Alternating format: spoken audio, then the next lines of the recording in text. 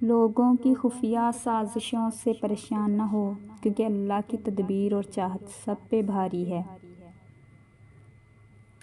کچھ لوگوں کو پتہ ہی نہیں چلتا کہ ان کے کچھ فیصلے فاصلوں کا سبب بن جاتے ہیں۔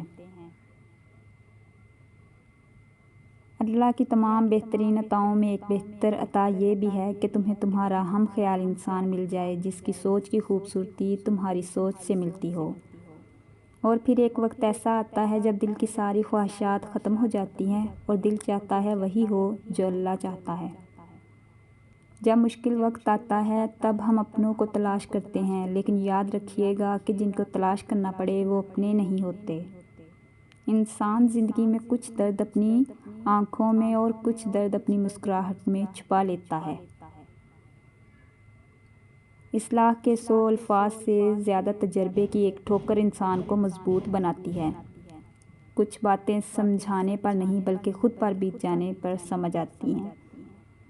دھوکہ دینے والا خود تو مصائب کا شکار ہو جاتا ہے لیکن اپنی نسلوں کو بھی بددعاؤں کے سپرد کر دیتا ہے۔ اللہ کا بڑا کرم ہے کہ اس نے ہمیں بھولنے کی صفت دی، ورنہ ایک غم ہمیشہ کے لیے غم بن جاتا۔ میں نے مختلف ترجیحات دیکھی ہیں مگر سب سے خوبصورت اور برحق سکون امیز ترجیح اللہ ہے۔ اپنوں کے ساتھ وقت کا پتہ نہیں چلتا لیکن وقت کے ساتھ اپنوں کا پتہ ضرور چل جاتا ہے۔ آپ کی زندگی میں بعض لوگ نعمت ہوتے ہیں اور بعض لوگ نصیحت ہوتے ہیں۔ آپ نعمت کی حفاظت کیجیے اور نصیحت سے سبق حاصل کیجیے۔ اگر انسان صبر کرنے والا ہو تو اس کے ساتھ کی گئی ہر زیادتی کا جواب عرش سے آتا ہے، کیونکہ اللہ تعالیٰ عز و جل صبر کرنے والوں کے ساتھ ہے۔ قیامت کے دن اپنے گناہوں کا پردہ چاہتے ہو تو کسی کی غلطی کو سب کے سامنے بے پردہ نہ کرو۔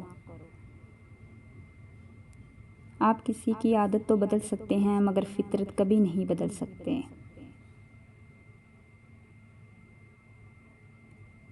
صبر سے گزار کر اللہ تمہارے یقین کا امتحان لیتا ہے۔ وہ تمہیں سزا نہیں دیتا، وہ تو بس اپنے قرب لانے کے لیے آزماتا ہے۔ کسی کے برا کہہ دینے سے نہ ہم برے ہو جاتے ہیں نہ اچھے۔ اپنی زبان سے ہر شخص اپنا ظرف دکھاتا ہے، دوسرے کا عکس نہیں۔ مخلص انسان ہمیشہ یاد رہتے ہیں، دلوں میں بھی، لفظوں میں بھی اور دعاؤں میں بھی۔